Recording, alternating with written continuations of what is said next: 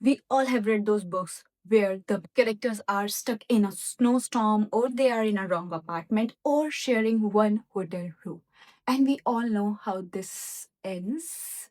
So, hi, welcome back to This is Akshita and the True Files. And today we are covering our chapter 4 of the True Files, which is forced proximity. Last week it was all about the enemies, and this week it's all about the strangers who are.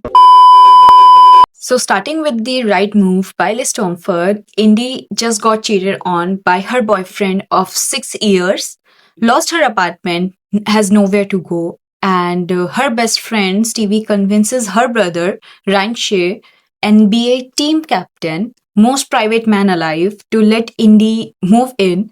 He didn't want her there, and she didn't want to be there. Just perfect couples. So he is controlled, structured, and treats his apartment like a sanctuary. She is warm and emotional and takes up every single inch of his carefully maintained space. And then they fake date for completely separate reasons, which makes everything approximately 1,000 times worse.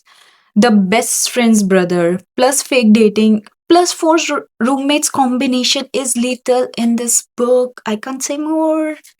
So the next book forces them together through something even more calculated, a political arrangement neither of them agreed to. So Be With Me by Gabrielle Sands. So it was BookTok's most talked about dark romance release of 2025.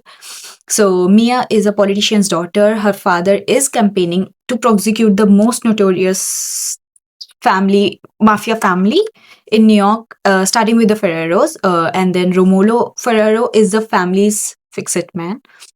He's charming on the surface, but ruthless underneath. Their worlds are supposed to be at war, and then they keep ending up in the same space. What makes this book is so addictive, I think, are the layers. Like Romolo has used charm as a weapon his entire career. With Mia, something shifts that he cannot control or calculate. And she knows exactly who he is and what his family represents, and cannot stay away anyway. So we have sunshine heroine, villain coded hero, and forbidden force proximity at its best. So the next one raises the stakes even higher. Because what happens when the forced proximity is a political arrangement between two powerful families and the whole world is watching? So we have King of Wrath by Anna Huang. There is Dante Russo, who is one of the most powerful men in New York. Vivian's father has been blackmailing him. Their families force them into an engagement where they have to share same apartment, same public appearances, same suffocating proximity, and neither of them is remotely okay with it. She is sharp, she is composed, and absolutely refuses to be handled.